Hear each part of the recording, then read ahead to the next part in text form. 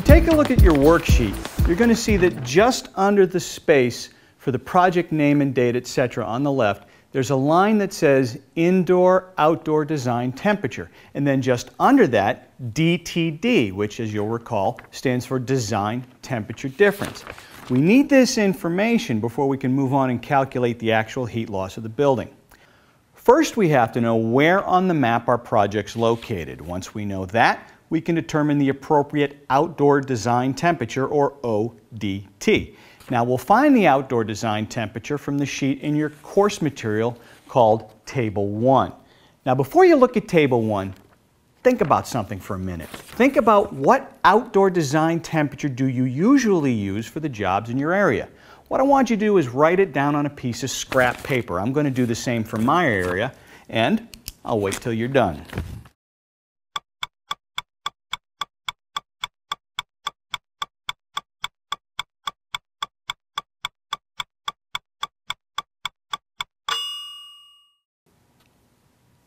Okay, you're back, good. Now the project we're going to do is located in one of my favorite towns in all of North America, Norwich, Connecticut. There's a long story behind that, I'll tell you later. Now in your course materials, take a look at Table 1, Outdoor Design Temperature. This table supplies design temperatures for cities throughout the United States and Canada. Now go through the list and find Norwich, Connecticut. It should be right about here. Okay. As you can see, the table reads 7/ and then blank. Now the first number is the outdoor design temperature for Norwich, Connecticut, according to ASHRAE's 90A-1980 standard. When there is a second number provided, that number represents the number of heating degree days for that location. So 7 degrees for Norwich, bingo. You now have the first part of the heat loss calculation completed. Now you're going to see a ton of numbers in Table 1, and they may not quite match what you've been using in your area. It's important to know where these numbers come from. The outdoor design temperatures in Table 1 represent the 97.5 percentile of the actual recorded outdoor temperatures in that location. That means that 97.5% of the time during the last 80 years or so, it hasn't gotten any colder than the number shown in the table. Now that number is based on the coldest 54 hours for that location averaged over December, January, and February. Now that doesn't mean it never gets colder than the ODT. All it means is it doesn't happen very often. And even if it does get colder, it doesn't stay colder for very long. Where I live in Minneapolis, Minnesota, the outdoor design temperature is 15 degrees below zero. Now does it ever get colder than that? Sure, once in a while. Heck, we'll even have a night when the temperature hits 40 below. The next day, it usually comes right back up into the vicinity of that 97th percentile number.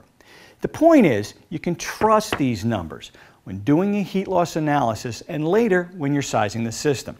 Now sure, you also have to use your best professional judgment based on local conditions. If the house is on top of a mountain, you might have to lower your ODT a few degrees. But you don't need to make the boiler bigger as insurance or any of the other system components bigger either. Remember, there's already a safety factor built into these numbers. If you oversize the boiler, despite the historical weather record, you're going to make the system less efficient. Now, by the way, this information is in a publication called Heat Loss Calculation Guide H22. That book's available from AHRI, that's the Air Conditioning, Heating, and Refrigeration Institute. People, get this book. It goes through the entire process of calculating heat loss and has all the tables for infiltration heat loss and transmission heat loss. It has these handy project worksheets included and a whole lot more. Trust me, you want this book. Now you can email AHRI at the address shown, or you can use the order form that's included in your course materials. Okay, now just for fun, I want you to look up the ODT for your area in the course materials and then compare it to the number you've been using. How close did you come?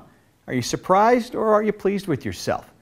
It doesn't matter now though. You've got the correct number and now you know how to find the ODT for anywhere in the United States. Now getting the indoor design temperature or the IDT is even easier.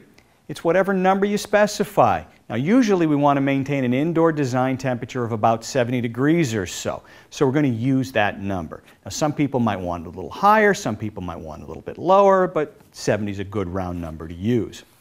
What you do now is enter both of those numbers on the appropriate line in the worksheet and then subtract the outdoor design temperature from the indoor design temperature, and then you'll have your design temperature difference, or your DTD.